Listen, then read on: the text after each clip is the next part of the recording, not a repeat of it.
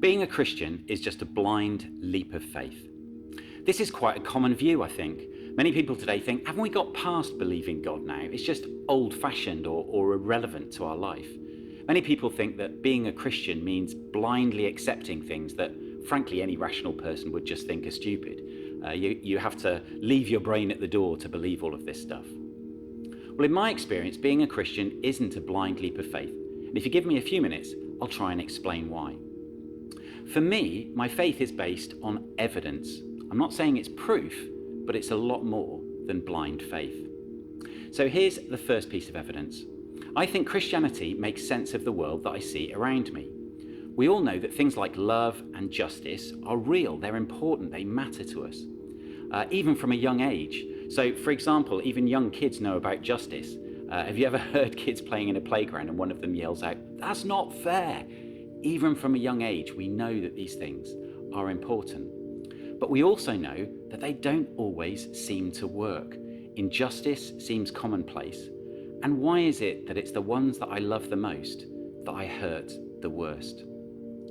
The Christian belief is that God made us like him to reflect his character. So that's why things like love and justice and beauty and these other things are important to us, because they're important to God. But he also gave us the free choice to live as we choose. And so often we do that. And that's why we can never quite on our own manage to see these things operate in the way that we really want them to. On our own, we don't seem to have the capacity to do that. And so that Christian story, I think, makes sense of the contradictory world that I see around me. A world full of love and beauty, but also a world full of cruelty and injustice. So what about this second piece of evidence? Well, that for me is about Jesus. There's lots of things I could say about Jesus because the Christian faith is all about him. But one of the things that Christians claim is that Jesus rose from the dead. Now, no serious historian would dispute the fact now that somebody called Jesus of Nazareth was executed by crucifixion by the Romans round about AD 30. But it's what happened next that is the interesting bit. Christians believe that Jesus rose from the dead. That is quite an astonishing claim. But what's the historical evidence that that actually happened? Well, I could talk about a lot of things, but I just want to mention one thing, and that's what happened to his followers afterwards. Normally, if you crucify the leader of a movement, then that is the end of the movement. The followers got to get the idea and they just scatter and, forget all about it. But the opposite happened with Christians. They became convinced that Jesus was alive, that he was the Son of God, and that they had a job to tell the whole world. And so they were prepared for years, decades, sometimes centuries afterwards to die in brutal and painful ways for that claim that Jesus was really alive and the Son of God. Why would they do that if that wasn't true? And the third piece of evidence I wanted to mention is just simply my own experience. Each of us have our own experience, but in my experience, there are lots of things where I've prayed, I've seen answers to prayer, or there are things that have happened in my life that I have no other explanation for other than the fact that I'm witnessing God at work. There's a great verse in the Bible, it's in one of the Psalms, Psalm 34 verse 8, and it says, "Taste and see that the Lord is good."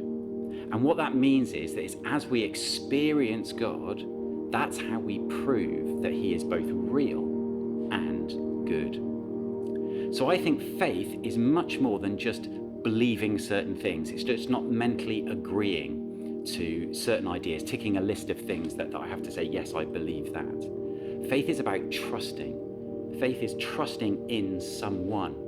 And then that changes your decisions and actions. Have you ever been on a plane?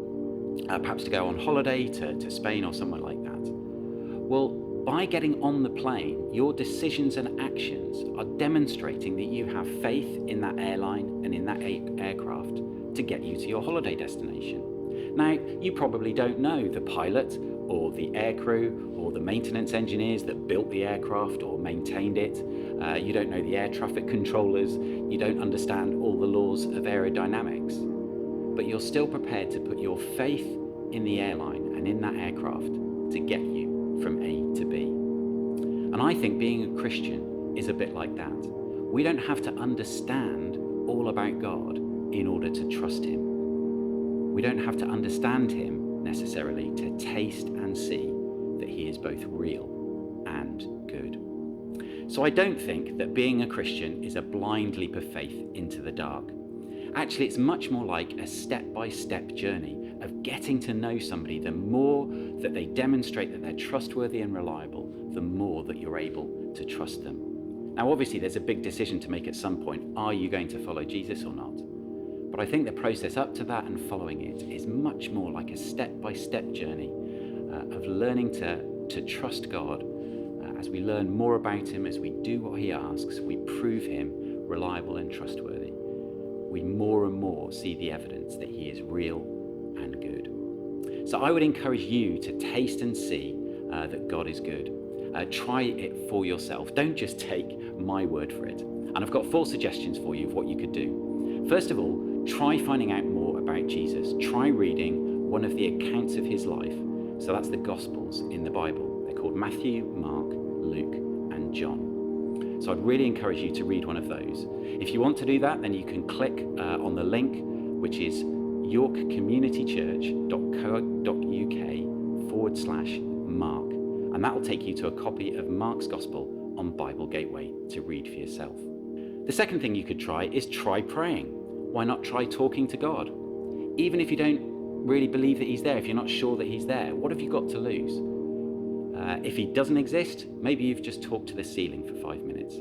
If he does exist, maybe he might just answer. Or what about talking to another Christian? Try talking to someone else you know who's a Christian and see what they believe. Find out what they think. Do they think that being a Christian is a blind leap in the dark? What do they believe? And how have they kind of proved that God is real and good? And then finally, I'd encourage you to try church to find out more. This pandemic season is a great opportunity to do that because loads of churches are running online services, so you can turn up, watch online completely anonymously, and nobody knows that you're there. There's some details about our Easter service coming up in a moment. But that's my evidence. That's why I think that being a Christian is anything but a blind leap of faith.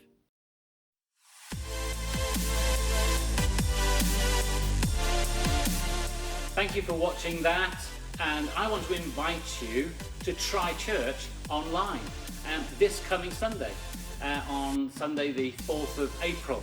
And you can find the link by going to our website, yorkcommunitychurch.co.uk/316, and that will have all the links for all the videos and of course my special invitation to see you this Sunday.